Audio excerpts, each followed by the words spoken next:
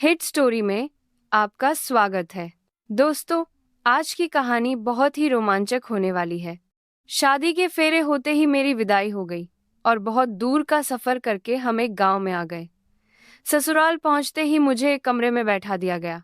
मैं एक पढ़ी लिखी लड़की थी और मेरे मम्मी पापा ने मेरी शादी मेरी मर्जी के खिलाफ एक किसान से की थी। मैं अपने भाग्य पर रो रही थी। इसके अलावा और कुछ कर भी नहीं सकती थी। बस वह बैठी रो रही थी। कुछ देर बाद मेरे पति अंदर आए तो मैंने हल्की सी एक झलक उनकी तरफ देखा तो वह एकदम मुझे गंवार सा लगा। रंग उसका थोड़ा सांवला था। वह मेरे सामने आकर बैठ गया और मुस्कुराने लगा और मुझे देखने लगा। मुझे उसका यूं देखना भी बहुत बुरा लगा। वह मुझे एक आंख ना भा रहा था और वह मुझसे कहने लगा, मैं बहुत किस्मत वाला हूँ जो मुझे तुम जैसी खूबसूरत और पढ़ी लिखी पत्नी मिली है। मैंने उसके बाद तुरंत जवाब दिया और कहा, मैं बहुत बदकिस्मत हूँ जो मुझे तुम जैसा पति मिला है मेरी। यह बात सुनकर उसके चेहरे का रंग उड़ गया। उसे शायद मुझसे ऐसी किसी बात की उम्मीद भी नहीं थी, क्योंकि मेरा दिमाग बहुत खराब था। मेरे माता पिता ने लाख मना करने पर भी मेरी शादी गांव में की थी। मेरे मना करने पर मम्मी पापा ने कहा था, लड़का बहुत अच्छा है, अपनी जमीन पर खेती करता है, अच्छे खानदान से है, कमाता भी अच्छा है, तुम बहुत खुश रहोगी। लेकिन क्या खुशी, बस अच्छी कमाई अच्छे खानदान तक ही सीमित थी। मेरी खुशी कोई मायने नहीं रखती। मेरे अंदर नकारात्मक विचारों का एक सैलाब भरा पड़ा था। मेरे अंदर बहुत जलन थी। मेरा व्यवहार मेरे शब्द मेरे बस में नहीं थे। जी चाह रहा था कि अपने पति आकाश पर अपने अंदर की सारी भड़ास निकाल दूं। क्या हुआ तुम्हें पायल? तुम ठीक तो हो? और ये क्या बोल रही हो? मैंने कहा कि मैं सही बोल रही हूँ। तुम्हारी औकात नहीं मेरे मुंह लगने की। क्या तुम मेरे लायक हो? अगर तुम्हें ऐसा लगता है तो ये तुम्हारी बहुत बड़ी गलतफहमी है। जाओ पहले अपने आप को जाकर शीशे में देखो, फिर बात करना। ना तुम पढ़े लिखे हो और ना देखने में अच्छे लगते हो। मेरे मम्मी पापा ने न जाने तुम में क्या देखा जो मेरी जिंदगी खराब कर दी। ये सब बोलकर मैं रोने लगी तो वह चुप होकर बैठ गया और बहुत मायूस भी हो गया। मैंने रोते हुए कहा, मैं किसी और से मोहब्बत करती हूँ। मैं तुम्हारे साथ बिल्कुल भी नहीं रह सकती। मेरी यह बात सुनकर वह हक्का बक्का रह गया और बोला, पायल, ये तुम क्या बकवास कर रही हो? तुम होश में तो हो? मैं बोली, इसमें हैरान होने वाली कौन सी बात है? मैं जिससे प्यार करती हूँ वह तुमसे 1000 गुना अच्छा है, स्मार्ट है, पढ़ा लिखा है। मगर यह सच था। मैं एक लड़के से प्यार करती थी, मेरे कॉलेज का ही था। कुछ दिन हम मिले और फोन नंबर एक्सचेंज किए और फिर हम दोनों को एक दूसरे से बहुत ज्यादा मोहब्बत हो गई। मैं अभी भी अपनी किस्मत को बैठी रो रही थी। कुछ और देर बाद आकाश वापस रूम में आया। उसकी आंखें थोड़ी सूजी हुई थीं और पूरा चेहरा पानी से गीला था। वह शायद रो रहा था। उसने एक चादर उठाई और नीचे लेट गया। मैंने भी अपने कपड़े बदले और ईश्वर का धन्यवाद किया और बेड पर लेटकर सो गई। काफी दिन यूं ही बीत गए ना। मैंने आकाश से कोई बात की और ना आकाश ने मुझसे। बहुत दिन निकलते ही खेतों में चला जाता। शाम में थककर जब घर वापस आता, उसके मिट्टी और खाद से मैले कपड़े और पसीने में पूरा शरीर भीगा रहता, जिसको देखकर मुझे उससे घिन आती थी। मैं बड़े गुस्से से उसकी तरफ देखती और मुंह फेर लेती थी। मुझे देखकर वो वापस आता। मेरी मजबूरी यह थी कि मुझे सबके साथ बैठकर खाना खाना पड़ता था। मेरी ससुराल में सब एक साथ बैठकर खाना खाते थे, जो मुझसे बिल्कुल भी नहीं होता था। कुछ दिनों से मैं आधी रोटी खाती और उठ जाती। आकाश शायद यह समझ गया था कि मैं उसके सामने बैठकर खाना नहीं खा पाती, इसलिए वह अब खुद आधी रोटी खाकर उठ जाता और मैं भरपेट खाना खाती। मुझे इससे बिल्कुल भी फर्क ना पड़ता कि आकाश सारा दिन खेतों में मेहनत करता है और शाम को थककर घर आता है तो उसे भरपेट खाना भी नहीं मिल पाता था।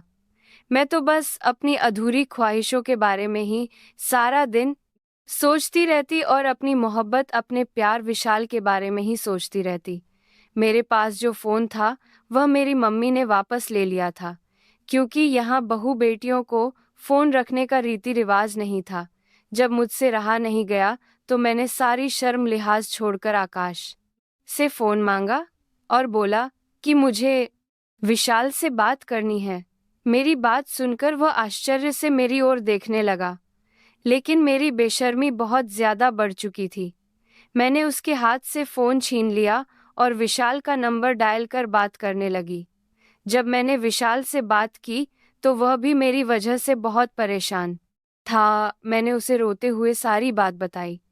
आकाश मेरे पास ही है, इस बात का भी मुझे कोई एहसास नहीं था।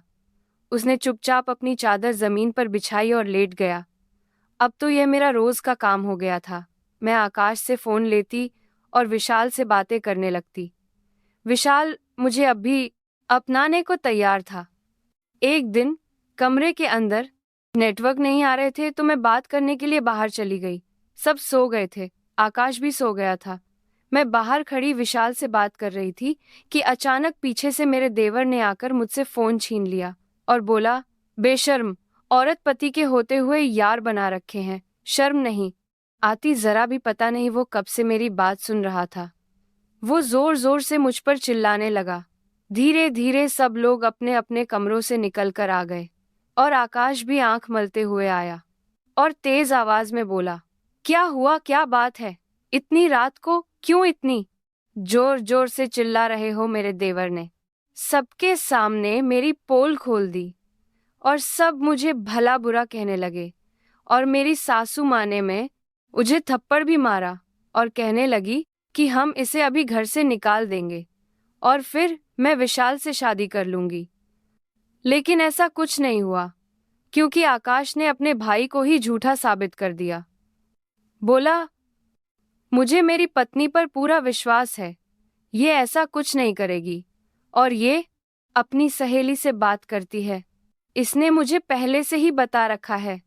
ये बोलकर उसने सारी बातें खत्म कर दी और सब अपने कमरे में चले गए। मैं और आकाश भी अपने कमरे में आ गए और मैं कमरे में आते ही उससे लड़ने लगी, क्योंकि मुझे इस पर अब और भी ज्यादा गुस्सा आ रहा था। मैं बोलने लगी कि अच्छा खासा मेरा रास्ता साफ हो रहा था। तुम सब जानते हो कि मैं किससे बात करती हूँ और आज सबको पता लग ही गया था, तो तुम मुझे इस घर से निकाल सकते थे।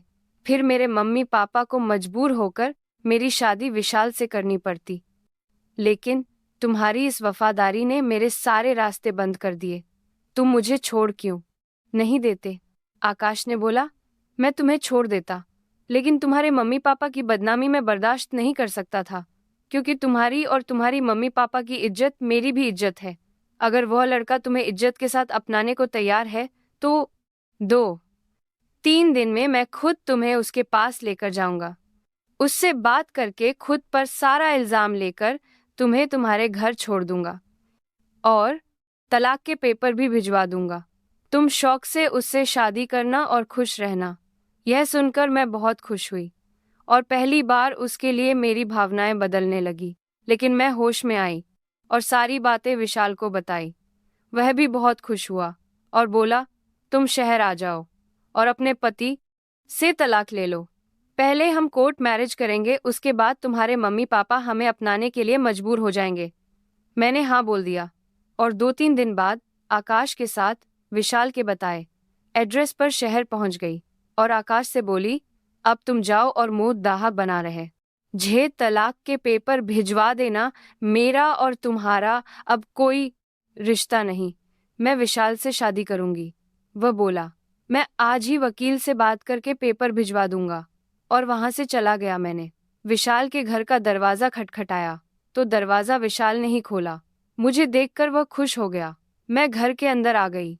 घर में उसके अलावा और कोई नहीं था, जबकि उसने मुझे बोला था कि मैंने घर में सबको बता दिया है। खाली घर देखकर मैंने उससे पूछा, तुम्हारे घर वाले कहाँ हैं? उसने बोला, आओ कमरे के अंदर आओ, बैठकर बात करते हैं। हमने बहुत सारी बातें की और उसने मेरे साथ अपनी फोटो भी ली और किसी को सेंड करने लगा।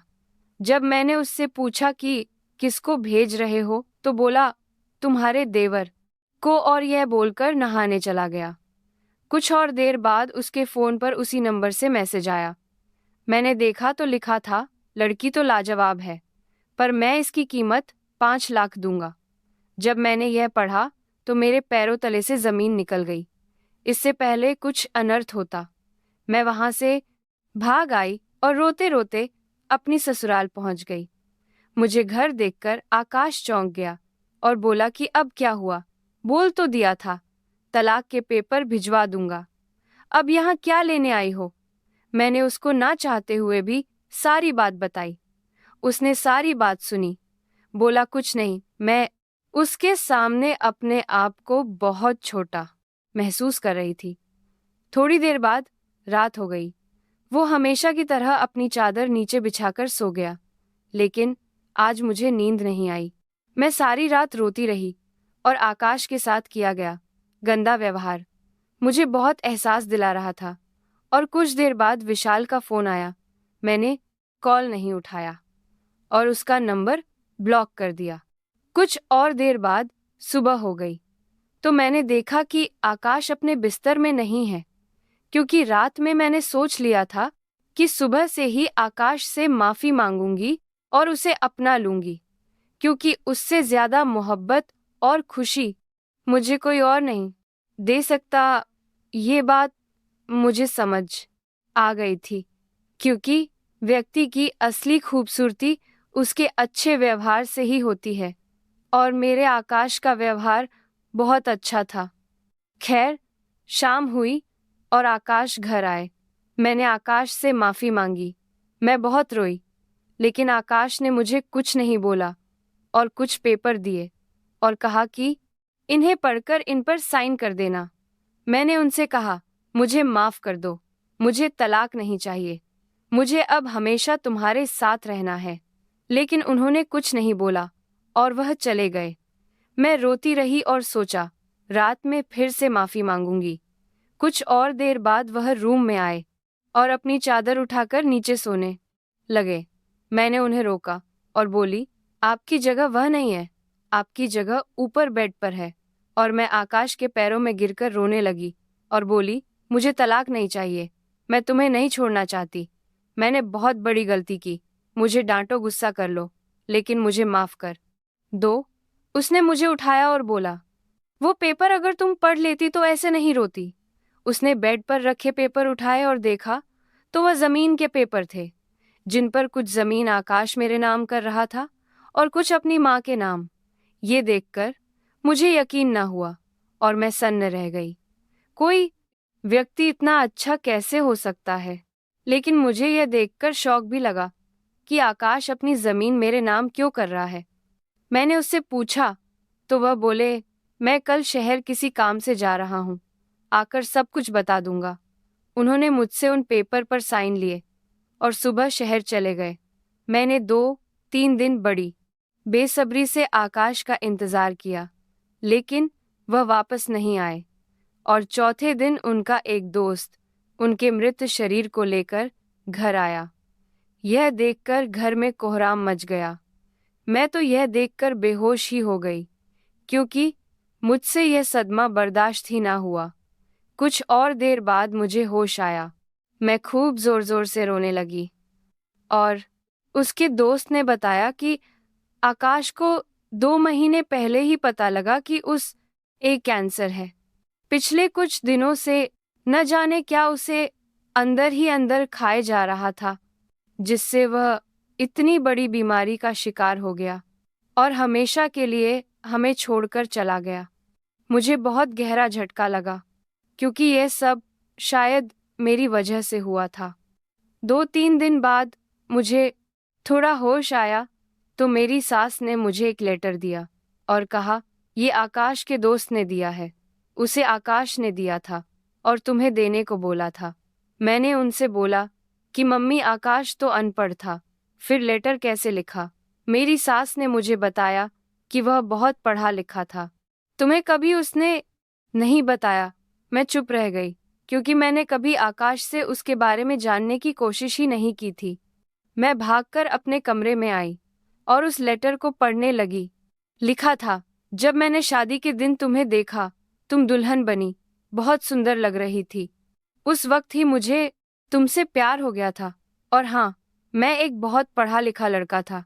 चाहता तो कोई अच्छी जॉब कर लेता, लेकिन मेरे पापा ने मुझे खेती करना सिखाया और उन्हीं खेतों में आखिरी सांस ली और मुझसे वादा लिया था कि तुम इस जमीन को कभी बंजर नहीं होने दोगे। और जिस वजह से मैं खेती करता था। लेकिन जब शादी की रात तुमने मुझे बोला था कि मैं किसी और से मोहब्बत करती हूँ, तो मैं पूरी तरह टूट गया।